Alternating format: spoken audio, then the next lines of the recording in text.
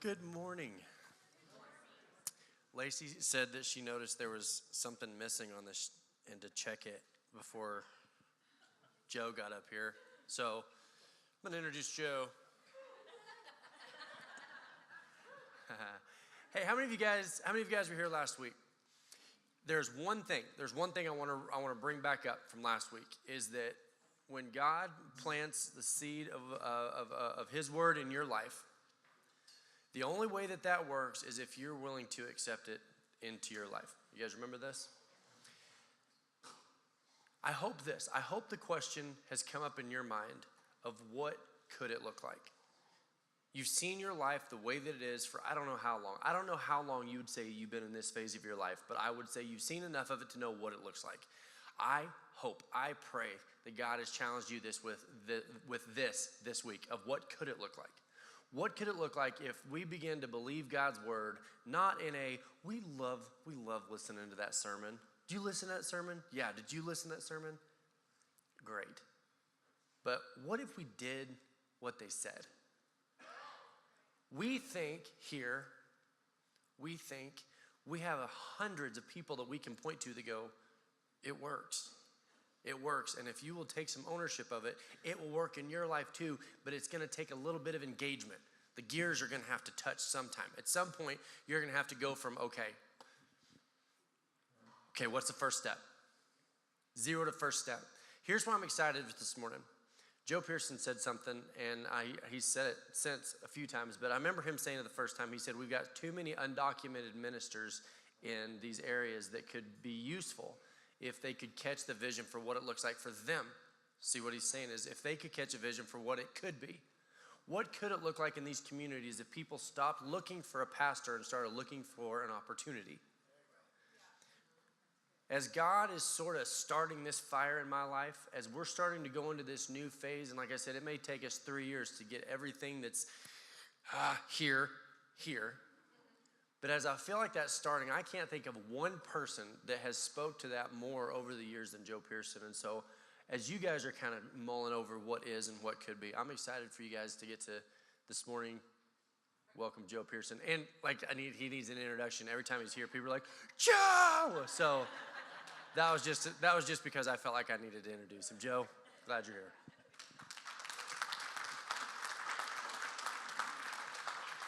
here. Thank you, Jordan. There's probably a few folks that see Joe's here, they turn around and leave too. I don't. Let the clutch out, huh? Is that what you're saying? Engage. Dad took me out to teach me how to drive out in the field because you wouldn't, run over anybody, and had to learn how to let the clutch out. And I think that's a good word, Jordan, how we have to engage. Let the gears connect. Wow. So I'm sitting in a bar. A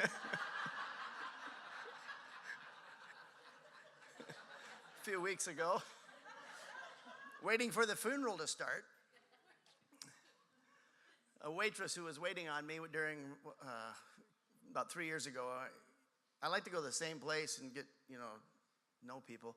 She Facebooked me. She found me on Facebook, said her father-in-law passed away unexpectedly. He's 58 years old of a heart condition. Would I do the service? And I said, sure, of course. We're going to hold it at the pub across the street from the church. So I'm sitting in the bar waiting for this to start. He had 2 sons. One son was there. He was in agriculture. He's a grower.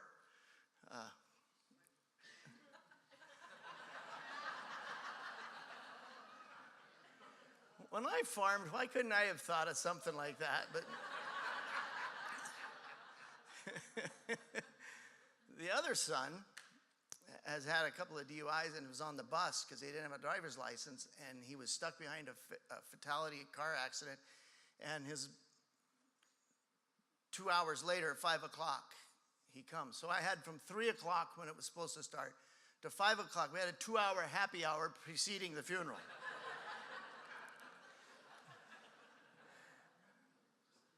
Which I was wanted to know, how am I going to, I was excited to do this funeral because I want to be in places where Jesus would go, all right? So be ready, because he'll take you those places. And as I was sitting there, as I was walking around the room talking with people, I got to know them, which really helps when you're going to speak to people. It is so fun to come back because you just get comfortable and you know each other and know where you're heading, and it's just the relationship. It's kind of what God's all about. So I'm sitting here and waiting for this younger son to come, and I get to know everybody, and I felt strongly. I found another waitress that was in the restaurant part, and she said, "You're here for this?" And I said, "Yeah, I'm doing the service." Wow, I said, "You be praying," because she's okay. And another old couple walked in, and they sat in the back, and they said, "Are you from the church across the street?" And I said, "Yeah." And she goes, "We go to the assembly in another town." I said, "Well, you know what you're supposed to be doing while I'm up here talking, right?" And she goes, "Yeah, we'll be praying." So I felt strongly that God was teaching me there to talk about the heart. And I felt like, oh man, is this going to be a little insensitive talking about our heart condition? Because this guy passed away from, and I've had open heart surgery too. And I'm kind of like relating with this whole issue. And I just said, when I was in Sunday school, the teacher told me when I was little that to invite Jesus into my heart, which was hard for me to comprehend, because we'd butchered a lot of cattle, and I knew what a heart was, and I was like, I had one in here, and I didn't think this was gonna, what is this inviting Jesus into your heart? And it was like a hard thing for us to understand. We still use those terms sometimes with people, like, you need to invite Jesus into your heart. I was like, what? Well, it's the heart of the issue, the core of you. Invite Jesus into that part of you that's the very depth of who you are. And so that's Jesus stands at the door and knocks, written to believers and to the church, to open up Jesus, invite him into our heart again, okay? This isn't a once and done thing. So we need to invite Jesus into our heart. So I talked about that, and boy, God moved in that place, and they were, ready to hear.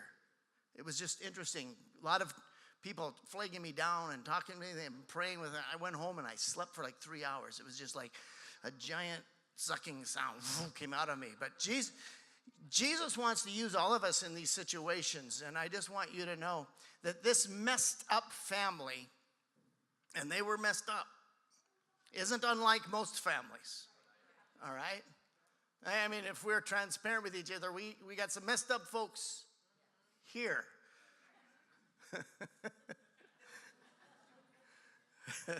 I want to talk about the rough chapter. We're doing a series on loneliness and attacking loneliness, and we're doing the story of Joseph, and he was sold into slavery by his brothers in chapter 37 of Genesis. In 39, he winds up in Potiphar's house, and he ascends again. But chapter 38, what is it doing there? Because if I wrote the Bible, which you're all glad I didn't, I would have not put 38 in there. It's the chapter my brother made me read when I was young and impressionable. He said, read this. It's like there's a lot of bad stuff in that chapter. Real dysfunctional, real dark. Judah, one of the brothers that sold Joseph into slavery, went his own way. And this whole chapter 38 is about Judah's life and his lineage and where he went and how he did. And there's prostitution, there's unfaithfulness, and there's sin, and it's a very dark chapter 38. But can I just tell you, unless we know about the darkness of the world, the light that will shine, okay, and the same thing happens in our lives. If we don't know about the rough chapters, the nice thing about chapters, there's another one coming. And so the rough chapters, they will end. And if you're in one, or if your family's, I want you to have hope, because I want us to talk about, because these things are tough for us. Now, I'm going to read the first line of chapter 38, and that's all I'm reading. Because Lila said to me, my wife, don't go into detail. about chapter 38. There's children in the room. At that time, Judah left his brothers and went down to stay with a man named Adullam. Okay, that's it.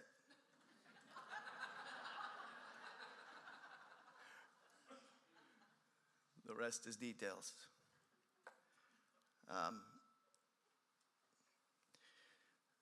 So this messed up family of Judah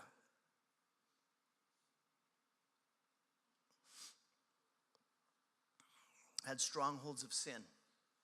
Strongholds of sin. And we deal with strongholds all the time. And you know in your family, there's strongholds.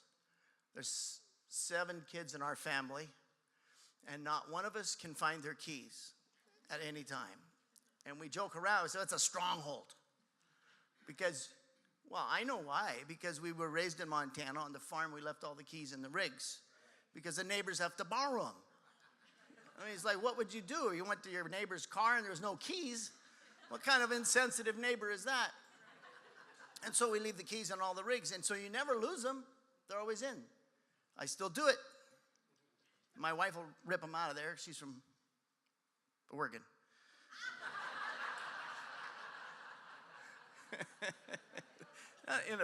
In a good way. So we say it's a stronghold. Well, it's because it's something that's in our past, and it's kind of what we are. And family reunions are hilarious because everybody's looking for their keys all the time, so I can't find anything. Okay, so we have strongholds, but there's other strongholds that are deep and dark, and sometimes very, very painful to know about and to talk about. Strongholds of unforgiveness and unfaithfulness and all kinds of stuff. And can I just tell you that Judah was like that in his family and his lineage. He had a lot of dark and stuff and strongholds. But I want to talk to you today for a minute about positive strongholds and building good strongholds in your life, because I love what you're talking about, going from where you are to what could be, and having a faith for that and taking steps for that. And I want to just talk to you today about strongholds of building healthy strongholds. The first one I want to talk about is a stronghold of faith. Okay, having optimism in your life. Having that built into you. You might come from a family that just spiraled down, or you may have issues and tough things. I'm telling you, what needs to happen in you, if you're a follower of Jesus, is you need to be looking forward to tomorrow and to what's coming up, because God has great plans for you. And you need to have you need to be a man and a woman of faith about what is going to take place, because God has great things ahead for the church, for this country, for our culture, for the people you're engaged in. He has amazing things around the corner for us. And we have to really grip this and build a stronghold of faith and optimism. My dad went through the Great Depression. I was the youngest of 7 kids, and so he was old when I was born. But he went through the Great Depression. It changed him. There was a term in the Great Depression, it was called next year country. In Oklahoma, it was coined because they had 10 years of complete crop failures in a row, and they just called it next year country. And Dad used to say that about crops, and they were just kind of iffy or weak, as, it's next year country. It'll be a good crop next year. But deep inside of him was born an optimism that there is something good coming. We would sleep in the bunkhouse, and he'd come out and wake us up and yell at us, in a kind way to get us up. Hey, and get up, boys, and it's time to go. And we were sleeping, and he'd always say the same thing. He would go out on the porch, and he'd look up at the sky, and he'd say, it's going to be a good day, boys. Now, that's a small little tagline, but it's something that he lived by so much that at his funeral, that's the theme of the funeral, it's going to be a good day. Because there was an optimism birthed in him. He came out of the Depression, and he met Jesus during the Depression, working on a WPA program and in a big building program that was going on. And he met Jesus there. And it changed everything. And he knew that no matter you and I are, whatever we're experiencing, tomorrow God has something great. You and I have to build these kind of strongholds in our families and in our culture and our people that we know. You have to be the person that people know are around them, and then call them forth and call them to a place of faithfulness, and have faith. Faith is the substance of things not seen. yet. Okay? But it's coming. You can't see it yet. But you need to be people of faith and build that stronghold. Okay? Second stronghold I want to talk to you about is a stronghold of forgiveness. It's something that's going to have to be built in us, that we are forgivers. We walk in it. It's who we are. If somebody knows that they've transgressed us or done something wrong, they aren't afraid because they know we will release them and forgive them. It's who we are. We've built a stronghold of forgiveness. I was a gymnast back in the day, and I did rings and parallel bars. I know we're all better. The further we get away from that, the better we were.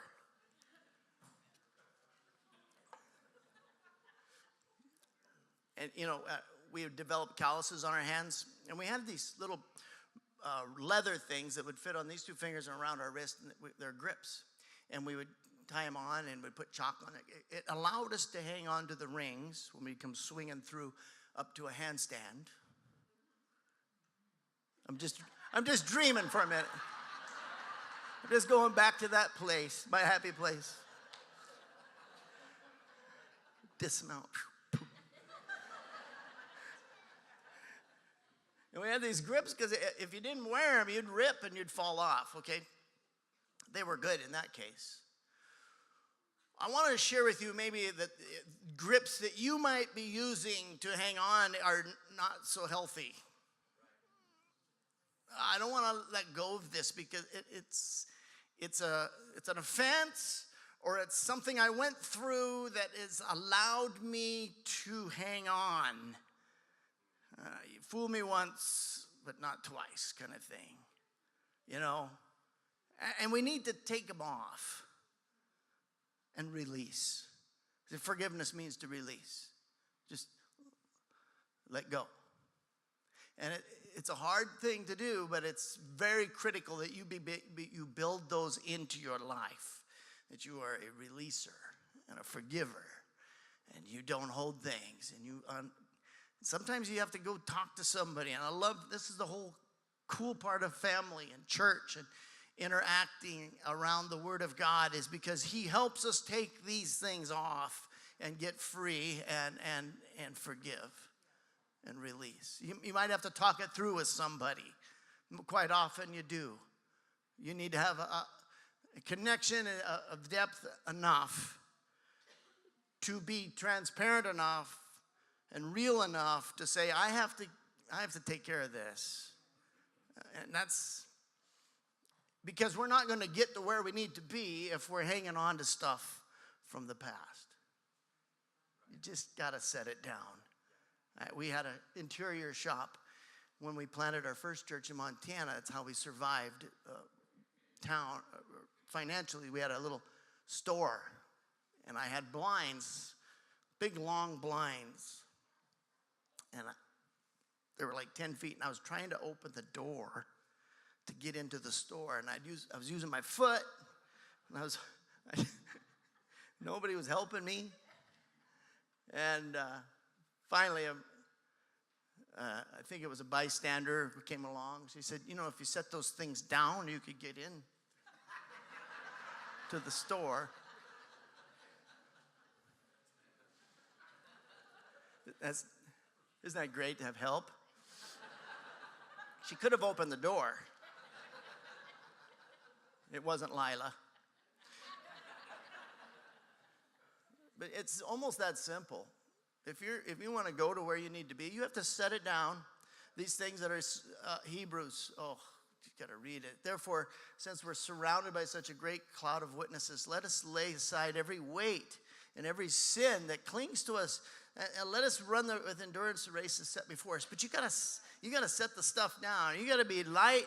You can't be heavy, full of stuff. You got to take the grips off. You got to set it down, lay it aside, because God has great things ahead for you, and you have to build a stronghold in you and your family's life that you are going to be forgivers and releasers.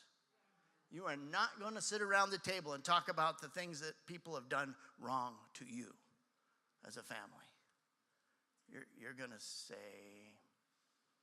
got good things ahead for us. We're going to release it. Okay, third thing I want to share with you is a stronghold of freedom. We love our country. We love the freedom that allows us to gather.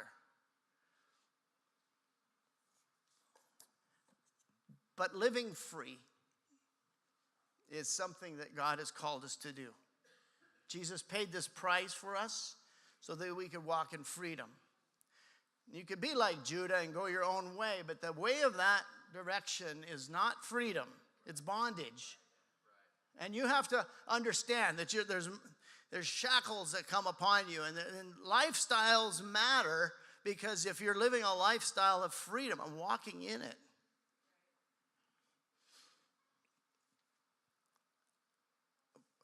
electric fences, solar electric fences are one of the best inventions ever, because you can put them up anywhere. We had electric fence. I had a little daughter, Joy. She was about 5 years old at that time, and the electric fence was there, and I said, don't touch that. She has been this way her whole life. So she grabs it and walks under it. And I said, what did you do? She says, nothing. She grabbed it and walked under it again. I said, that thing's hot. And I grabbed it.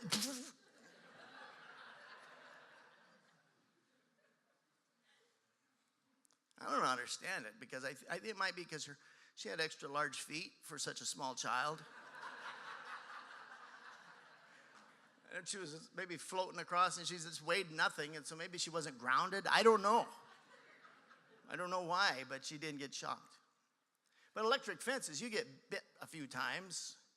You know, my brother, I won't say all the things he makes you do, but anyway, the electric fences will teach you lessons. In fact, they can go off, and the cows will still, going near that sucker.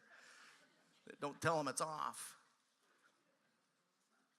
And it's like sometimes we've lived our lives, and we're in this trap of prison, and we're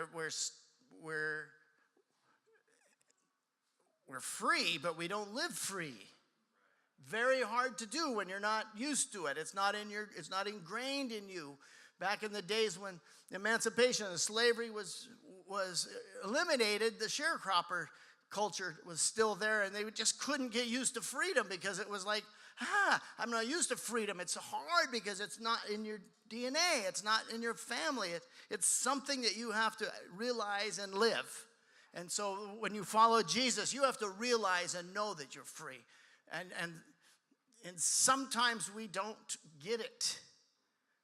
At the end of one of our services, Beto Reyes is one of our young pastors, and he got up and got super transparent with the church. This is years and years ago when he was young, and he talked about the issue that he had been struggling with pornography.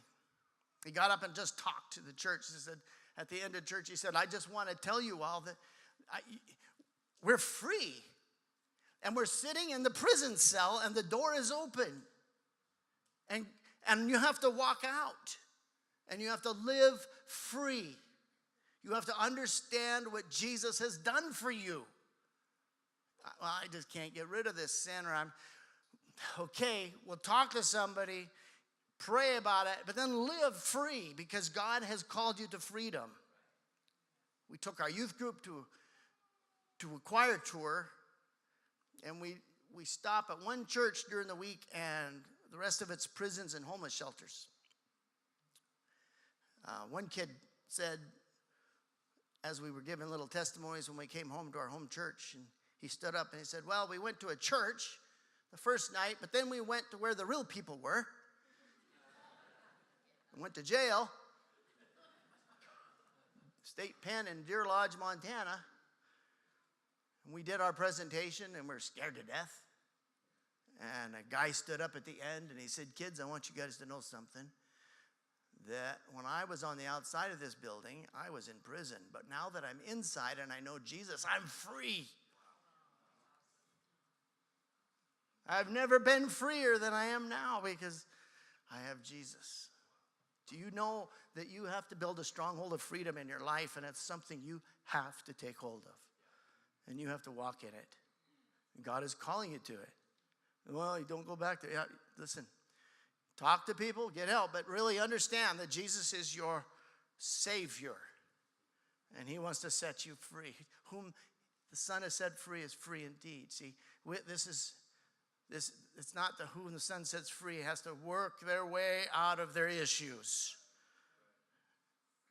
You just have to get up and walk out of the cell because the door is open. And it sounds a little simplistic, and I don't want it to be simplistic, but I just want you to understand that strongholds of messed up families can be changed in an instant by the power of God and who Jesus is. The strongholds in your life can be freed.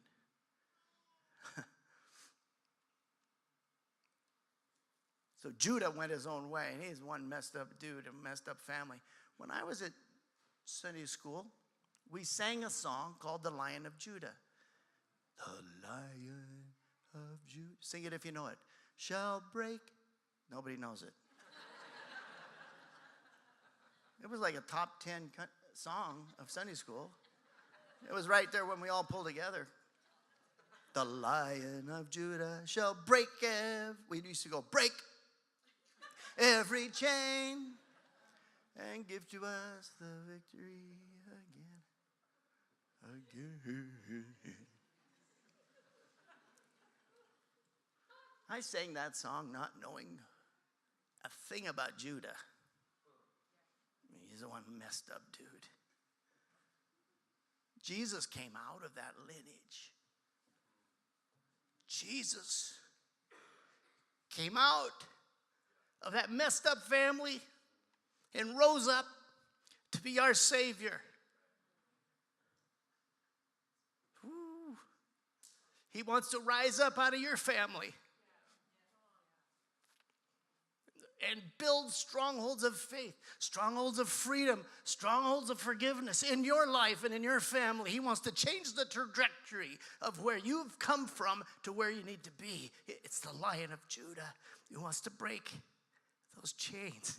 He had to break his own chains. He came out of that. Revelations chapter 5. I'm just going to read this. This is the revelation. It's not the revelation of the end times. It's a revelation of Jesus Christ and who he is. And it's so bizarre because John is on Patmos and he's on the island. He's seeing these visions. And he's trying to put it all together. And I don't know. What he's seeing is just, but he has to describe it. And he said, I saw at the right hand of him who sat on the, this is Revelation chapter 5, starting to verse 5. I saw at the right hand of him who sat on the throne a scroll with writing on both sides and sealed with 7 seals. I saw a mighty angel proclaiming in a loud voice, who is worthy to break the seals and open the scroll? But no one under heaven or earth or under the earth could open the scroll or even look inside of it. And I wept and wept because no one was found to be worthy to open the scroll or look inside. And then, okay, listen to this. And then one of the elders said to me, do not weep.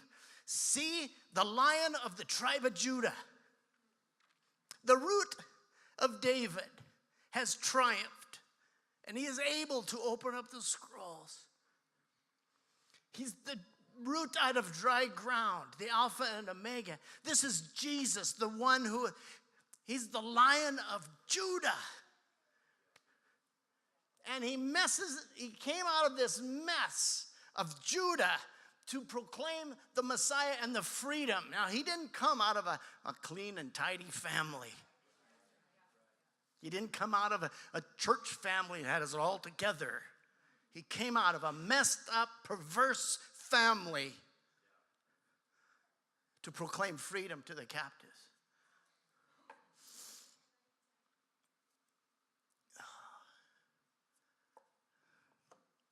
So what does that say to us? Well, here's what it says. We can have this amazing future is laying before us for us to walk in and for us to, by faith, step into. We have to lay aside these things. I don't know what you have to lay aside. It might be just an attitude. It might be just something that you think, well, this is how I've always been, so I'll always be this way. This is just who I am. I got this thorn in the flesh thing. Oh, the Lion of Judah wants to break every chain and give you the victory.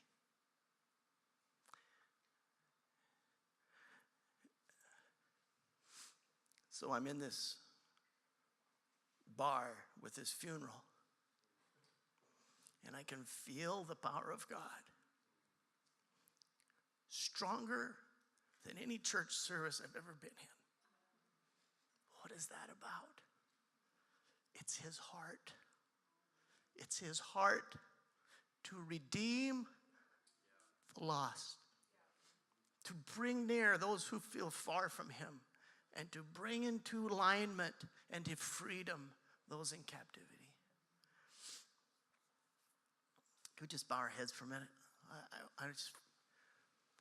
I want this to be a moment of faith for you, where you take a step of faith as you open up your heart to God and say, I need to walk in this freedom, and we're going to pray to the Lion of Judah that he will redeem and set free you. So, Lord Jesus, we open our heart to you and invite you into the core of who we are.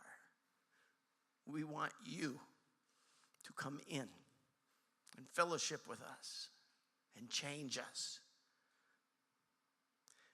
Help us walk in this freedom today. We release those things and we lay aside those things that easily set us apart from you. So Jesus, by faith, we set them aside.